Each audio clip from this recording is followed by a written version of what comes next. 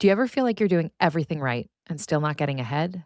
Today's expert guest, a top 1% realtor, is breaking down how the beliefs around homeownership we learned growing up are still driving our decisions today, and how rethinking them can unlock more freedom than we ever thought possible. What if your 401k came with a fire pit and a lake view? That's the question that inspired it all. I'm Katie Klein, and living in New York City meant buying a home felt impossible. So I decided to flip the script and buy my second home first. When I'm not there, it doubles as a short-term rental, covering its costs, building equity, and even turning a profit.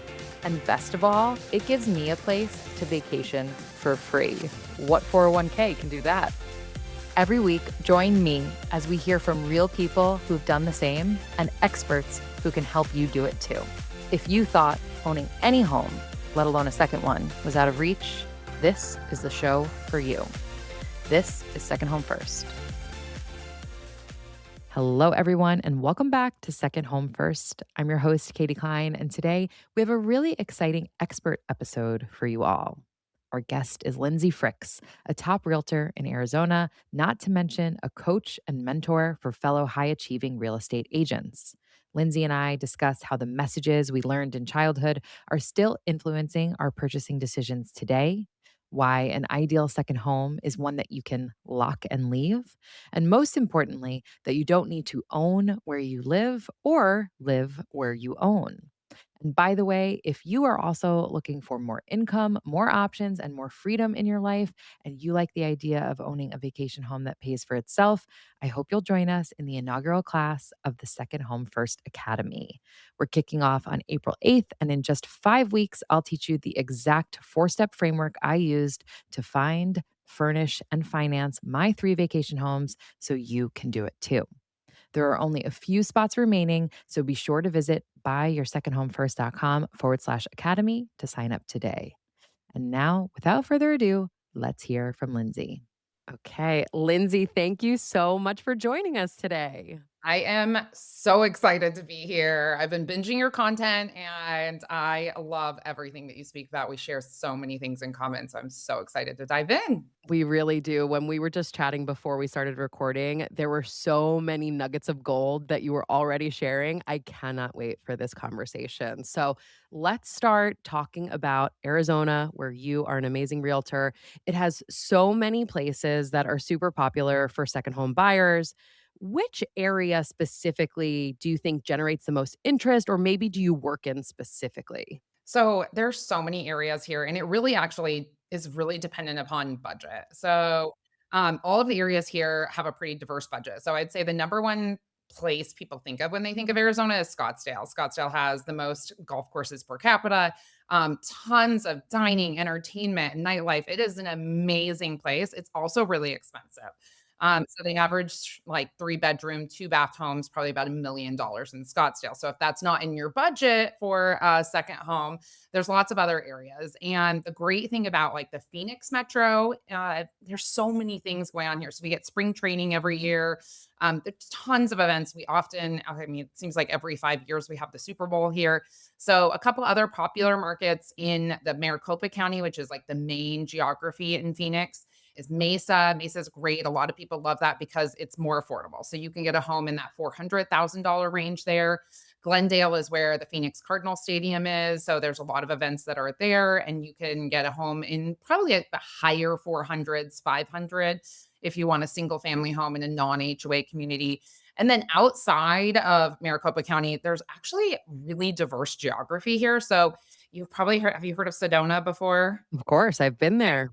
Okay, so the magic of the Red Rock. So that's a really popular place for second homes, as well as I'm seeing a lot of people go into some of our higher country areas like Prescott, Payson, and Flagstaff. So there's a ton of areas. And I think one of the biggest benefits, though, of Arizona is we are really business friendly, really rental friendly. And so a lot of people who are looking to buy a second home, but maybe want to squeeze some juice out of it by doing rentals in it often look here because we have really favorable laws and our property taxes are so dirt cheap compared to everywhere else. Wow.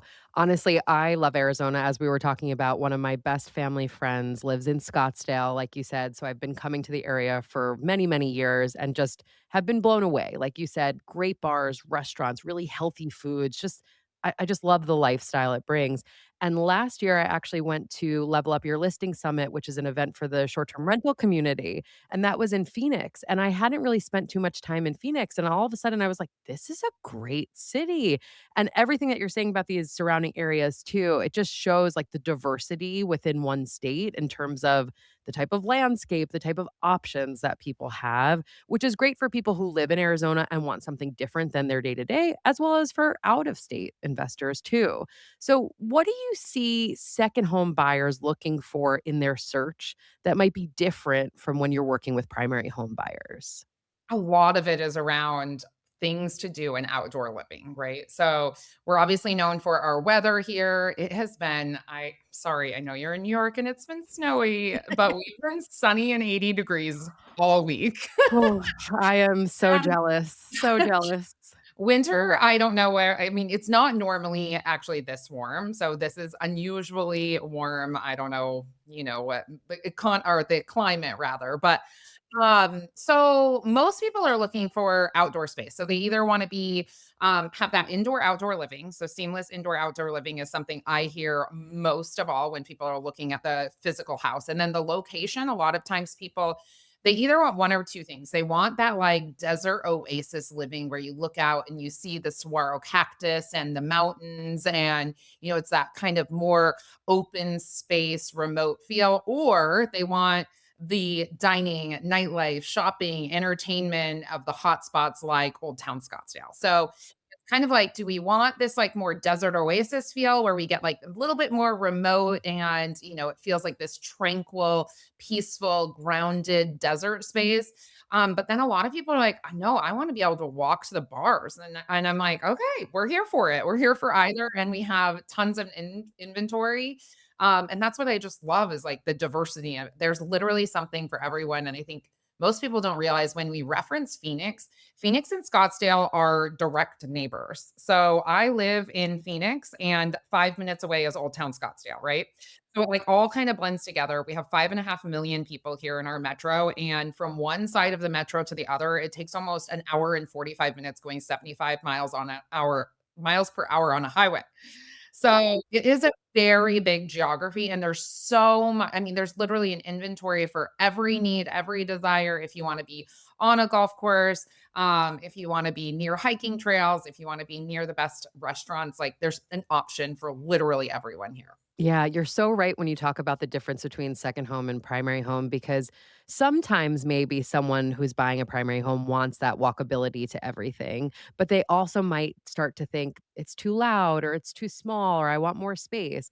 And then conversely, if they're buying a primary home, they may not want it to be so remote. Yet when we're buying second homes, we're looking for that type of vacation atmosphere, which can really go either way. Totally. What do you think could be some of the biggest misconceptions that people have when it comes to buying a second home? So I think a lot of times people think, like, forget that the maintenance of a second home is a little bit more challenging and there's not a lot that you can do yourself. So I always ask people, like, how much time are you planning on spending here? And a lot of times people are like, a pool is a non negotiable. I'm like, that's great, but pools are expensive. You have to have weekly maintenance to make sure that the pool chemicals are right. And they're often a liability while you're not here. So, although sometimes a pool makes sense, sometimes a community in with a pool makes sense. Now, so you don't have your own dedicated pool.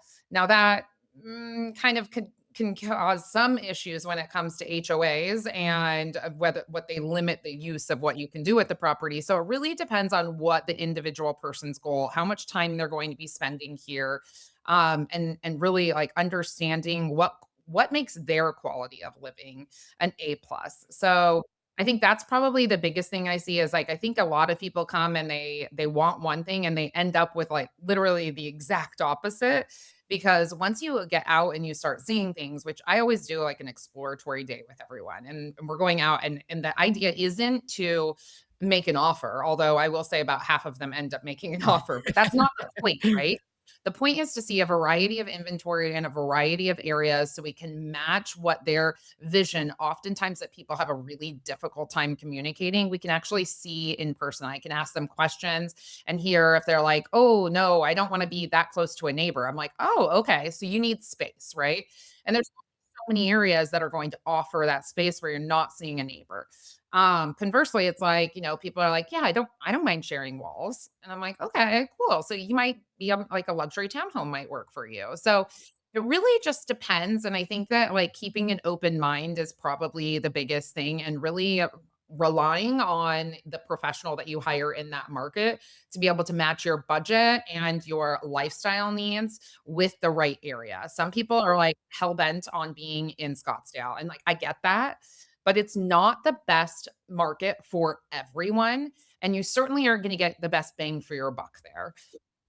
So I think it really is just like it's so individualized. It's hard to say like blanket, but I like to make sure that people understand that desert houses do require just as much maintenance as actually like houses in winter areas where you have snow. Like the sun is really intense, and that means it puts an additional strain on the exterior, on roofs, on air conditioners, on all of these things that people often just don't know about. And then the one thing that I feel like, Katie, this blows people away. We have multiple kinds of grass here, which I know doesn't matter to you, but we have like a winter grass and a summer grass.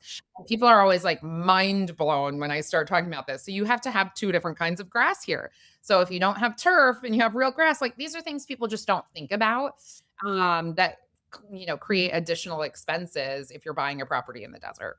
It's so spot on what you said about we as humans often think we want one thing and we're completely wrong. I think of even like my wedding dress. When I first started wedding dress shopping, this is like almost a decade ago now. I was like, I want a long sleeve lace wedding dress. I ended up getting a sleeveless, completely plain dress. Like, I couldn't have been more wrong, and I'm someone who thinks I know myself pretty well, and yet that's a, like, perfect example of what you're saying, and so I think it's so great that you're taking your clients out, you're showing them, and you're also listening to what they're not saying as much as you're listening to what they are saying. And with what you're talking about the pool, I've been thinking about this a lot lately too because in my head, you would think, "Oh, I want to have my own pool. I wanna have that own private space." But we're starting to think about could we buy a property that could be a short-term rental, but could be a place that we escape to every year after Christmas. And of course, I want to have a pool wherever this is that we decide to go. But exactly what you said, I'm thinking about the maintenance. I'm thinking about the potential guest complaints of if the pool isn't clean or if the chemicals aren't right. And like you said, the liability and all of those factors, and really starting to say, huh, for that purpose, I might be wanting to think about a place that's a complex that has all of these different amenities that there's a central HOA taking care of, but then, like you said, needing to be aware of those regulations as well. Exactly, and I think I mean, it comes down to do you have the capacity to have the additional budget for having dedicated people to do things, or do you want it wrapped into an HOA? We do have a lot of HOAs in Arizona, so it is very common. I don't know the exact percentage of, like, the homes that are within an HOA, but the HOAs are quite strict, so that then limits what you can do from a rental perspective. So there's a lot of pieces to consider if you're buying a second home here with the intention of being able to generate some income off of it. But it's all a case by case scenario. It really just depends on everyone's unique circumstances. Exactly. And in addition to HOAs, when you think about Arizona specifically for second homes, specifically for those that are going to be used as short term rentals, what certain amenities do you see as non negotiables? Like we're talking about pools, for example. So the best short-term rentals do have a pool, and they are single-family homes in non-HOA communities. So we're very friendly here, although legislation could change at any time. But there's certain areas where there are significantly more short-term rentals and competition than other places. So we don't have areas in like a lot of other metros where we have limited permits. You do have to have a permit and register your short-term rental here, but you really, I mean, anyone can have one as long as it's not in an HOA community that prohibits having short-term rentals. So, in terms of what they're looking for, indoor outdoor living and like that ability to have a lot of people in one gathering area. So, a lot of times that's also having an outdoor space where you can have outdoor games and a fire pit because it does get quite cool in the evenings in the winter, a pool, a spa. I'm always hearing that these are the things that people want. Now, if that's what they ultimately end up with, not so much, but we have a huge spectrum of luxury homes here that are, huge houses, 8 to 10,000 square feet. They sleep 24 people, it's like really big properties. But the majority of short-term rentals here are 4 bedroom, 2 bath, single family homes with a pool. That's like the most common. And then I would say mostly it used to be like most people wanted a 3 bedroom, 2 bath. And then after the pandemic, now with working from home, that 4 bedroom, 2 bath became really coveted. So in terms of some of the things that like I think they look for is low maintenance landscaping. So not a lot of like grass and plants and like tons of trees that are going to need and palm trees and things that require expensive routine maintenance. So it's really that kind of what I call like that lock and leave, that ability to have this home that you can easily shut down as well, and be able to leave and confidently go away and not worry about major systems breaking and things like that. So automation and making sure that they have smart controls on things where they can look at the thermostat and make sure all of those things. I think that's really been important for a lot of my second home buyers as well as just being able to have good security systems with cameras and things like that so they can keep an eye on everything. We'll be right back after a quick word from our sponsors. Finding the right cleaning team has been absolutely crucial to the success of my second homes.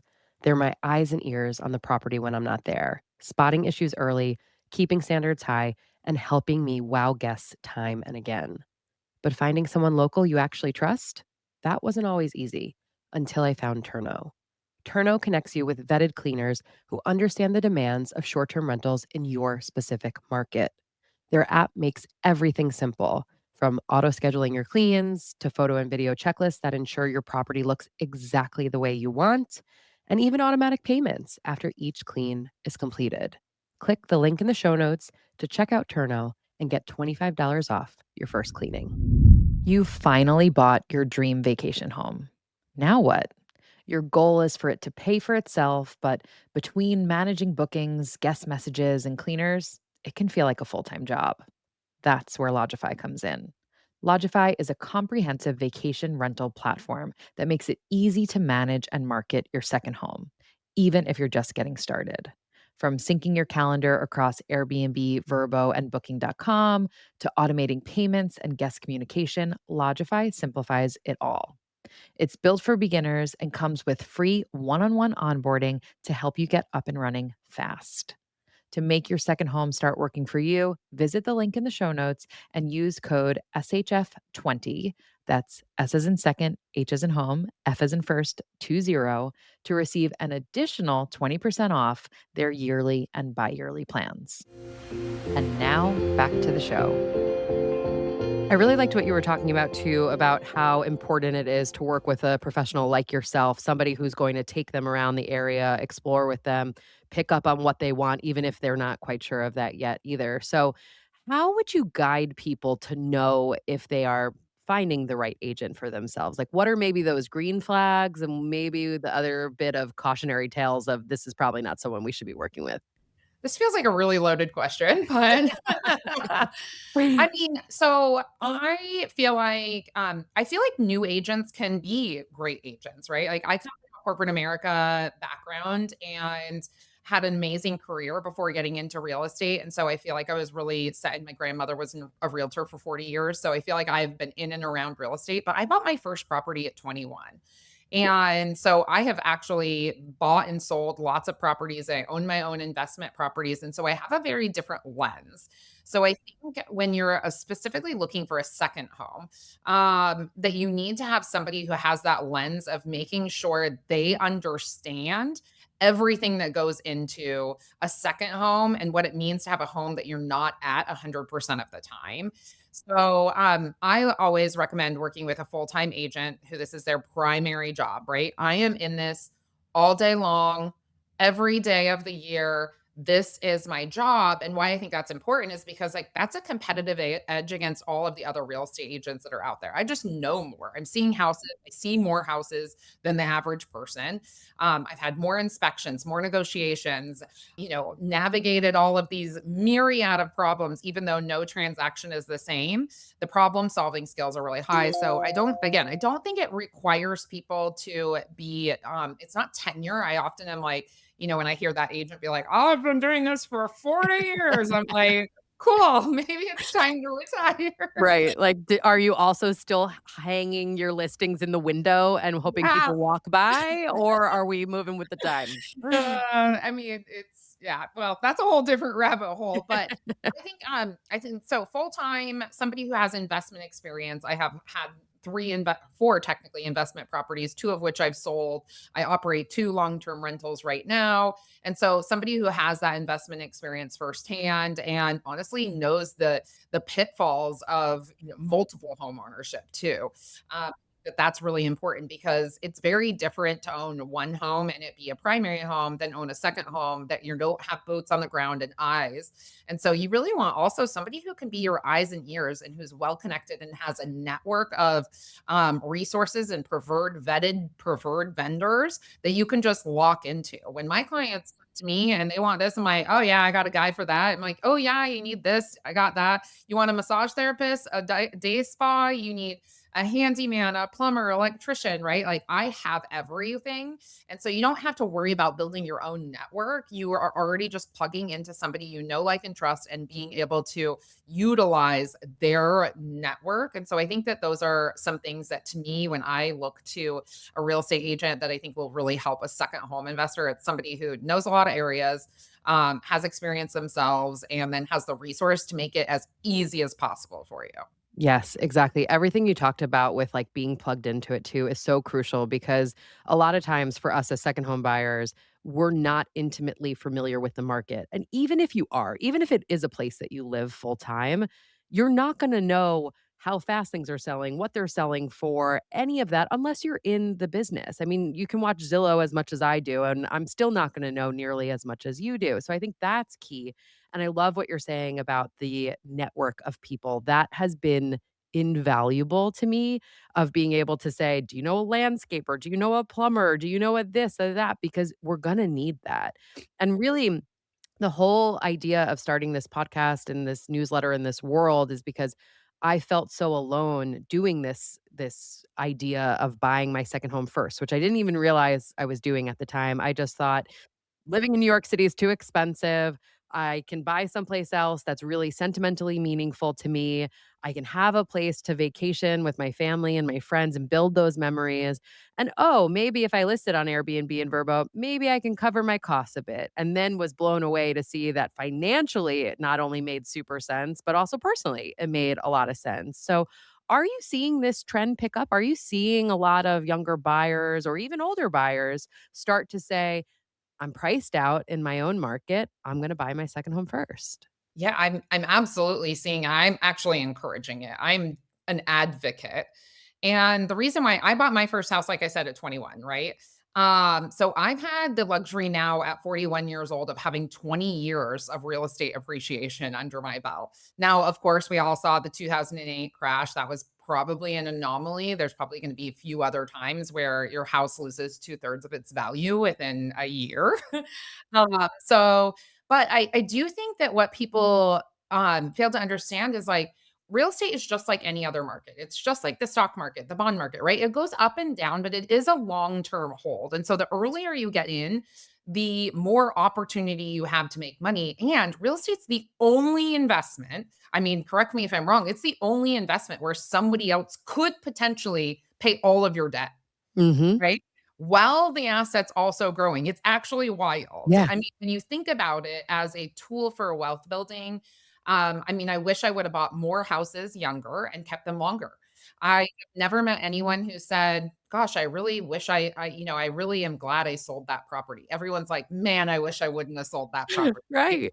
Right, And right, and so also with what you're saying too, I mean, the beauty of doing it this way where you're buying a place and then you're having other people pay your mortgage. It's like if you think about a stock market account or your 401k, you have to contribute your money in order for it to grow. Other people are contributing the money and it's growing for you. It's building you the equity and hopefully the appreciation as well. I mean, I do think real estate investing is an advanced investing strategy. So I will say that. And I think, especially in my line of business where we're in and around real estate all day, I don't think people realize there is a tremendous amount of risk with all investments, right? And one of the things that I think is interesting about real estate is when the stock market crashes, you generally don't go sell all your stock, right? Mhm. For some reason in real estate, people have not understood that it is the same type of market mechanism as the stock market. Yeah. If the market goes down, don't sell, right? It's going to come back. It always has.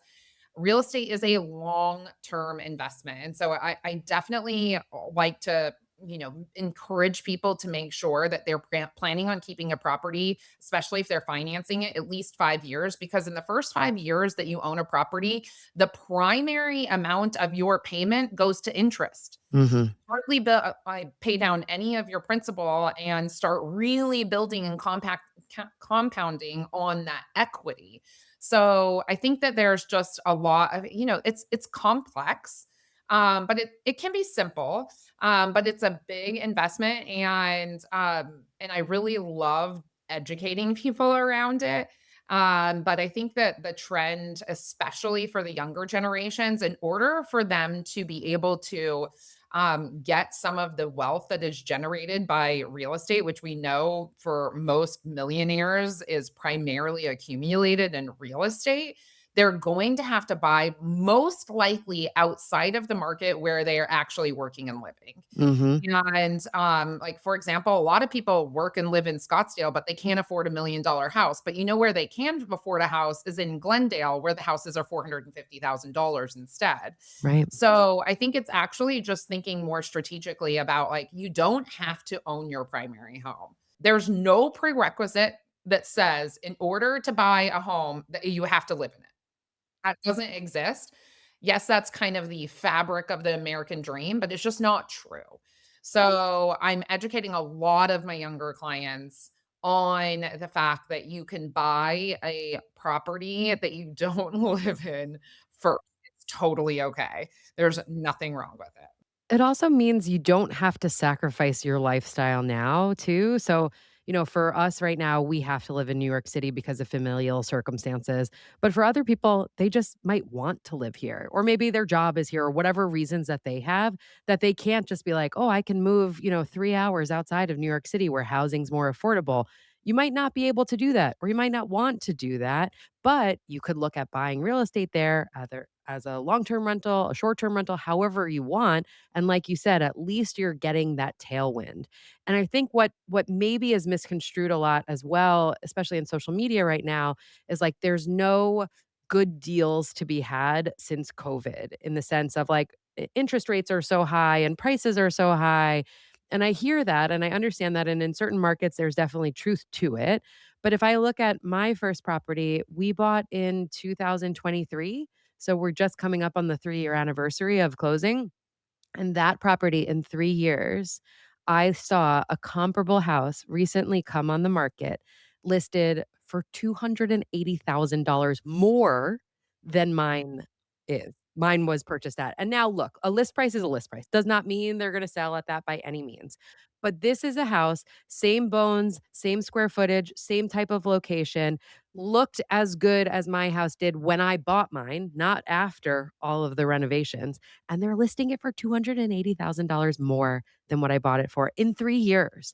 And so I have no interest in selling my property right now. As I said, the motivation for that was for me, for my family and everything. But to see that and have that little proof point there of going, I think I made a good investment here. Like you said, markets can change at any moment, but it doesn't have to be like we're not late to the party.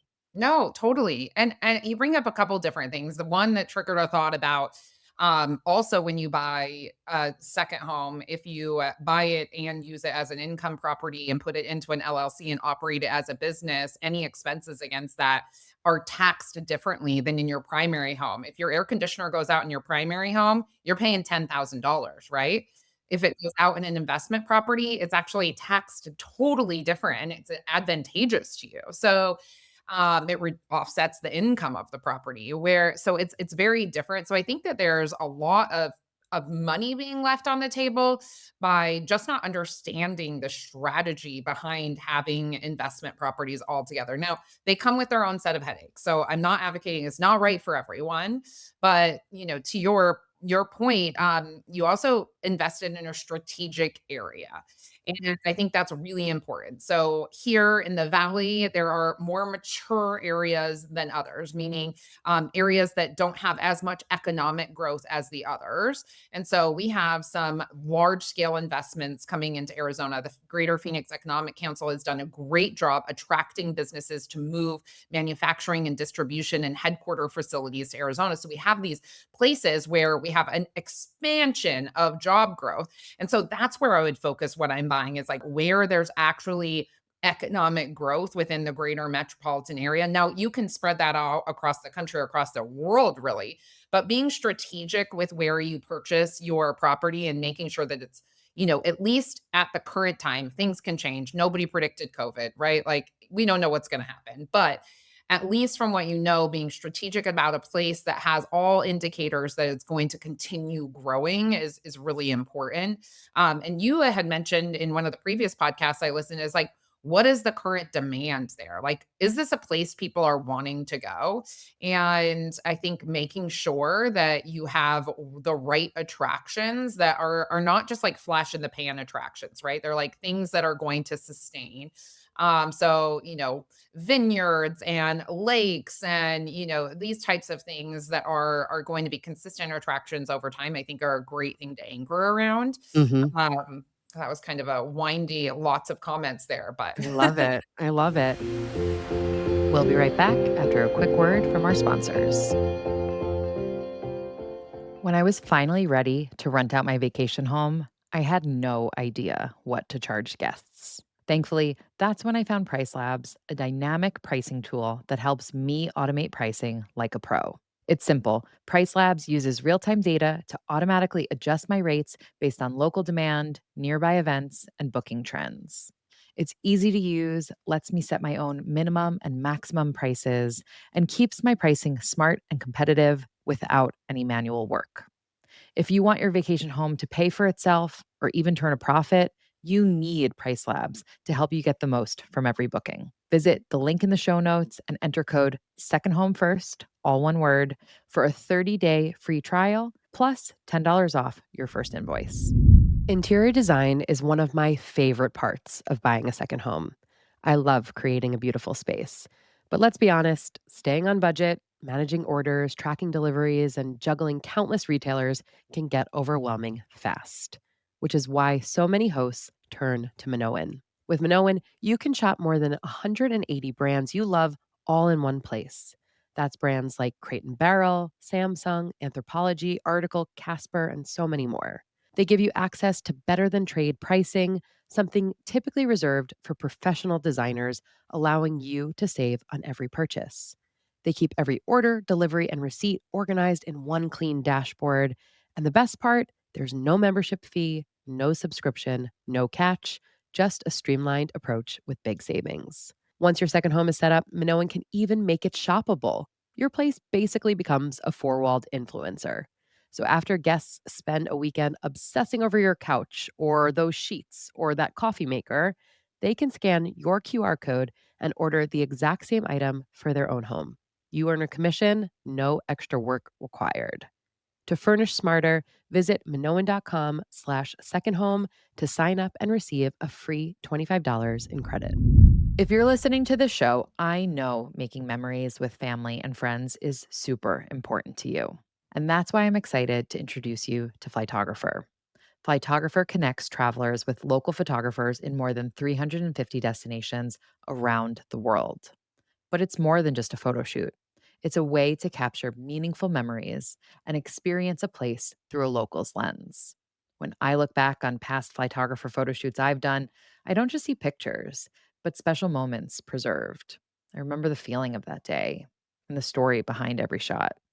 Whether you're celebrating a milestone birthday, a family vacation, or a special getaway to your second home, Flightographer is there to capture the moments you never want to forget. To book your own Flightographer shoot, visit the link in the show notes and use code SHF25. That's S as in second, H as in home, F as in first, 25 to get $25 off your first shoot. And now back to the show. Before we had started recording, you had mentioned something that you're hearing from clients, particularly younger clients, which is, I can't wait to buy a house, to have my first piece of real estate, but I'm waiting. So, why do you think people feel like they have to wait? And what would you say, or what have you said to people who say that to you? This is one of the most common things, and I think it's maybe because, our subconscious programming, I get a little woo on the mindset stuff, but our subconscious programming is often completely programmed before the age of 8 years old, right? So everything 95% of what we operate off is in our subconscious. And we operate off of how we interpret what people said. So if people around us, we're only primary income owners, or we saw our parents saving for their first home, or excited. Like, we just think of home as where you actually live every single day. And I would really encourage people to expand their open mindedness to the fact that you don't have to live in the home that you own. There's no rule that says that the first house that you buy you have to live in.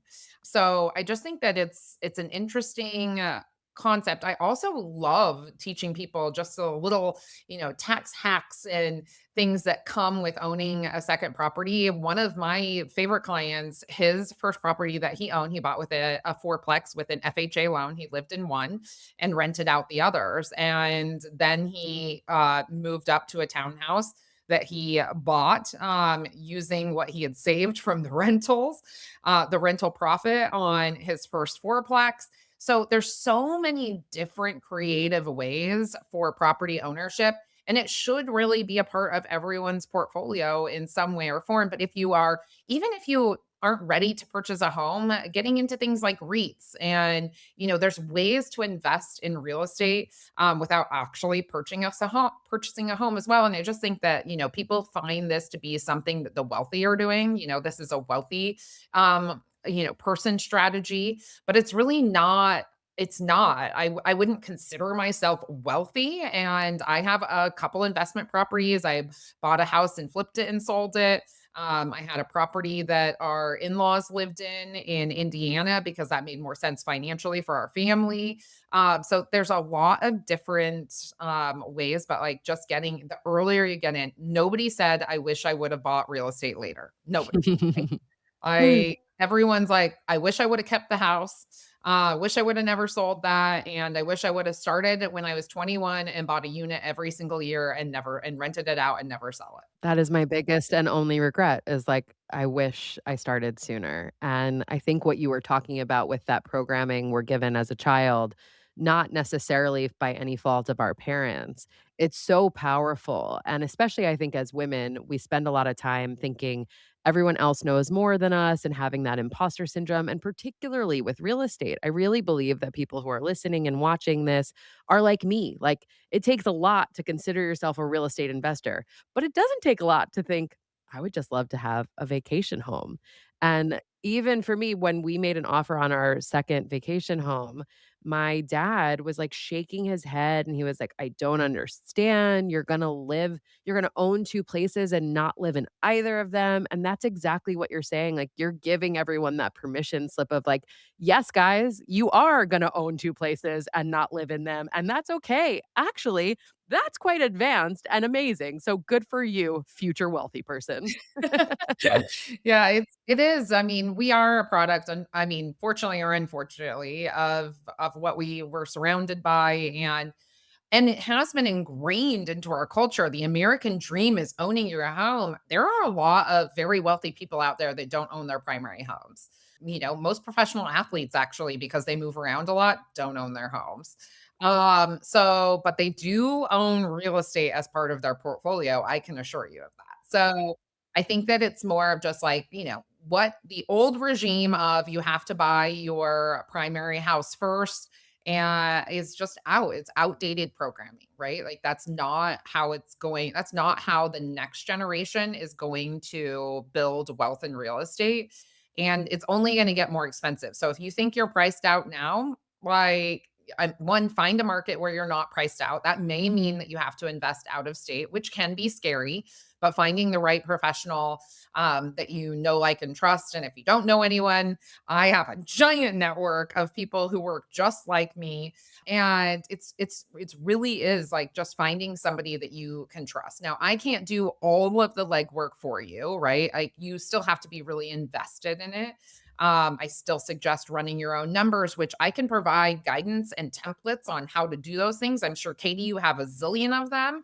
But there is an amount of effort that goes into purchasing a home and your due diligence that I think is really important in making sure that you have the right second home opportunity. But just like anything, like you can't be afraid to take risks and make potential failures, right? If you spend your life paralyzed by the fear of what could go wrong, you're going to miss out on everything that could go right. And I really just think that there is so much more opportunity from learning. Like when we did our first Airbnb, I was like, I'm never going to do this again. And now I'm like, I want another. It's I just addictive. I don't want it where we had it, right? I learned that the market that we were in was oversaturated with Airbnbs, and it wasn't a great market for what we were trying to do, so I converted it into a long-term rental, and it's performing much better as a long-term rental. But there's so much versatility when you own real estate. Do short-term, mid-term, long-term, right? There's so much versatility. And even if you don't cash flow, this is one thing that I actually think is really important. I do not cash flow on both of the properties I own right now. And maybe I should be embarrassed to admit that, but I'm not. We have to offset a very small amount, but 95% of those houses are being paid by the long term tenants that are in them. And I'm offsetting a very small amount, right? They're paying off 95% plus of my debt. And the house is also appreciating at the same time, right? So they're paying, someone else is paying down my debt, the majority of it, and the assets going up, right? So like the amount of money I have in those, the longer I keep them, just keeps going up and up and up. And so, you don't actually need to be cash flow positive for an investment to make sense. Also, you have to think about the full, big, long term picture. Now, we're in a higher interest rate environment that we have been. And, expect that at some point I'll be able to refinance these and they will easily cash flow. I just bought them in a high interest rate environment and now I kind of have to wait it out. So get creative, have somebody who, can think through these, hard questions with you. And I mean, just consider the fact that there's not just one universal way to be in real estate. And even if you're uncomfortable with the term real estate investor, just say something else. I own real Exactly. I just estate. own that place. Yeah, I Exactly. know that And place. by cash flow, you mean that essentially your monthly expenses are a little bit higher than the amount of money that you're making off of rent each month. Correct. Exactly, exactly. And I do think within Second Home First, like it's all about figuring out what your goals are. And maybe you could actually afford to own the second home. You could, for me, that was the case that allowed me to get in where I thought, if I never rent this place, I could take the money and I could cover that mortgage. I can feel confident about that. That gave me that permission to do the leap and to try. But you're right. Then all of a sudden I was able to see I am covering all of that, but it almost didn't matter in a way. It's like I'm getting that asset, I'm getting those free vacations, I'm getting for a short-term rental, you can also offset some of your taxable income. So you're paying less money on the money that you're taking home from your job because of that short-term rental. So I think like you said, having a professional like yourself who can explain to you all of the avenues and really understand what is your specific goal and then say, if your goal is to have cash flow every month, maybe we need to look in a different market, or you're okay with covering that tiny 5% to be able to own where you really want to own. Perfect. We're going to do that together. Yeah, no, I absolutely love that. One of my favorite authors and thought leaders is Brene Brown, and she calls it the FFTs, the the effing first times, I won't say it, but anytime you do something for the first time, it's really scary. Your nervous system, your subconscious is going to act up and say, nope, red flags. This is unsafe. You shouldn't be doing that. And I really always am just like, let's just flip that over and think of like anytime you hear that, it's like, oh, I'm growing because I'm making my subconscious uncomfortable. And leaning into that because I will say that even if you're buying your primary first, right? You're buying your primary first house, your subconscious is going to be scared, right? It's going to be like, I'm actually a 7-year-old girl and I'm scared. Right. But if you can hold some compassion and empathy for that little girl and tell her, nope, this is actually really exciting and this is good for you. And I know all these feelings are coming up, but you're going to be able to work past them. This is the cost of growth is being able to quiet that voice inside your head that tells you you're not smart enough, you don't have enough money, you're not good enough, not you, all of those mean girl that comes out in your head, they're not true, right? That's not actually true. I always run it through a filter. Is it true? Is it kind? Is it helpful, right? So if people have a hard time breaking through that like mindset of like I want to do this but I'm really scared, just encouraging them to like look at what those thoughts are. Where did they come from? Where's that feeling coming from, and then rephrasing it, reframing it into a way that's more productive, which is like, no, I can do this. Look at all of the times that I've overcome adversity. Look at all the challenges and problems I've solved in my life. Like, this isn't going to be the one that takes me out.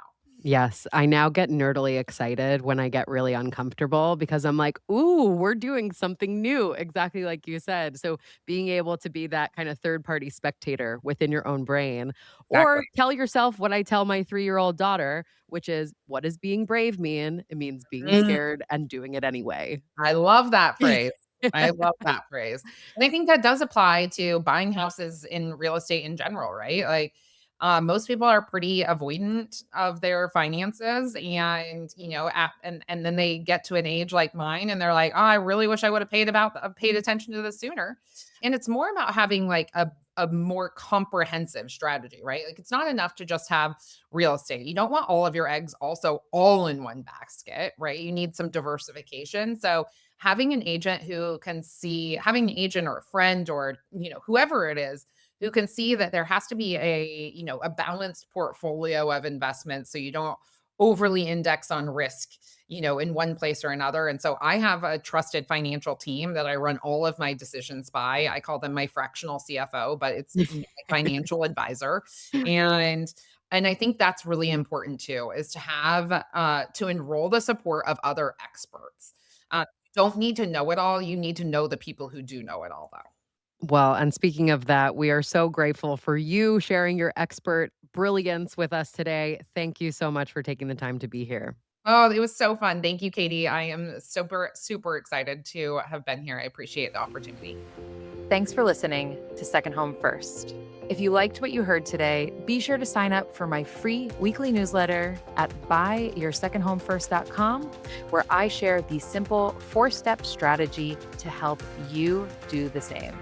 If you have a minute to subscribe, rate, or review the show, or even send a favorite episode to a friend, that would mean the absolute world to me. And if you want to be a guest on the show, have a question you want answered, or a topic you think I should cover, send me a note at hello@buyyoursecondhomefirst.com or on social media at buyyoursecondhomefirst. I personally read and respond to every single message. Once again, I'm your host, Katie Klein, and I can't wait to see you all again next week. The content shared on Second Home First is for educational and informational purposes only. Please consult a licensed financial advisor before making any investment or financial decisions.